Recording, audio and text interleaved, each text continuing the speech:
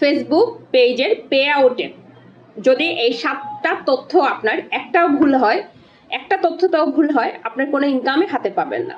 এবং এই ইনকামটা হাতে পেতে হলে আপনাকে অনেক কাঠখড় পোহাতে হবে, মানে অনেক টাকাও খরচ করতে হবে, এটা আবার নতুন করে ঠিক করতে হবে। তাই যারা নতুন করে সেটআপ দিচ্ছেন, পে আউটটা সেটআপ দিবেন অথবা দিচ্ছেন, ওনারা এই তথ্যগুলো ঠিক করে রাখবেন।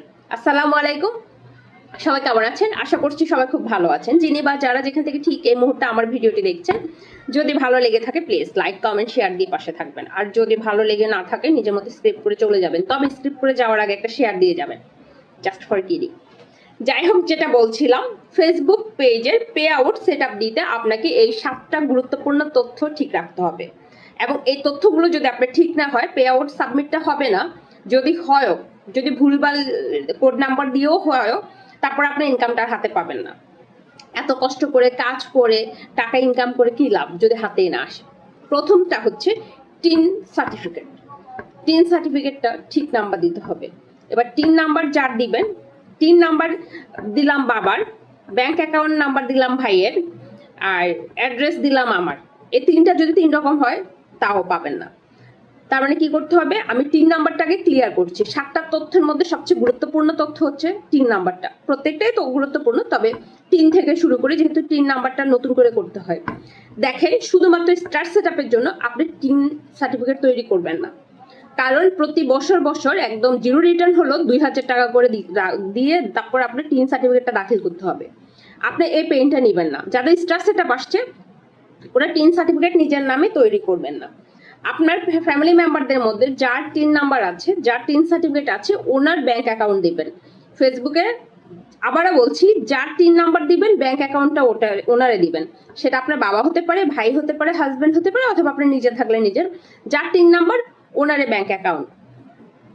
যেহেতু 3 নাম্বারের বিষয়টা আমি ক্লিয়ার করতে পারছি মনে হয়, তারপরে কারো প্রশ্ন থাকলে করবেন। এবার 3 সার্টিফিকেট তৈরি করার পরে বন্ধ করা যায় কিনা, কিভাবে বন্ধ করতে হয়, এই প্রক্রিয়াটা আমি পুরোটা জানি না। আপনাদের যদি প্রশ্ন থাকে পরবর্তী ভিডিওতে এটার উপরে একটা ভিডিও তৈরি করার চেষ্টা করব পরবর্তীতে। যাই হোক, যেটা বলছিলাম, তার মানে 3 নাম্বারটা শুধুমাত্র স্টার সেটআপের জন্য 3 সার্টিফিকেট তৈরি করাটা একটা বোকামি, কারণ এটা একটা হ্যাসেল। এটা দিতে হয় প্রতি বছর জিরো রিটার্ন 2000 টাকা করে হলে দিতে হয়। এটা আমরা করব না শুধু স্টার সেটআপের জন্য।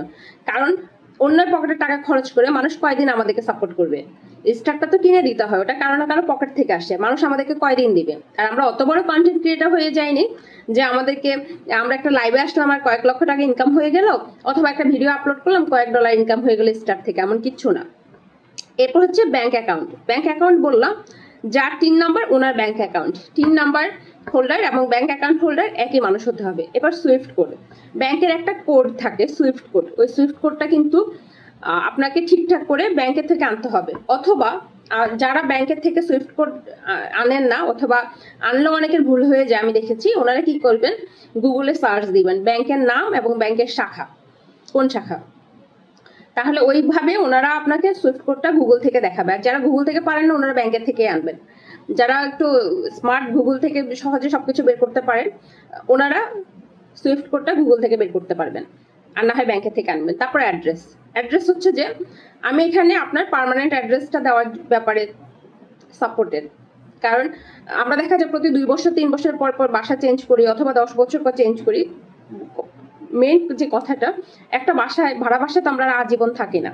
তাই বর্তমান অ্যাড্রেসের থেকে পার্মানেন্ট অ্যাড্রেস দেওয়াটা বেশি ভালো। এরপর হচ্ছে ফোন নাম্বারটা কার দিবেন।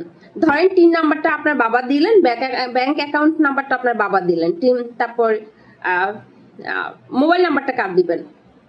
মোবাইল নাম্বারটা যার 3 নাম্বার দিয়েছেন ওনার মোবাইল নাম্বার দিবেন। যেহেতু ব্যাংক অ্যাকাউন্ট নাম্বার এবং 3 নাম্বার ওনার, সেই জন্য মোবাইল নাম্বারটা ওনার দিবেন।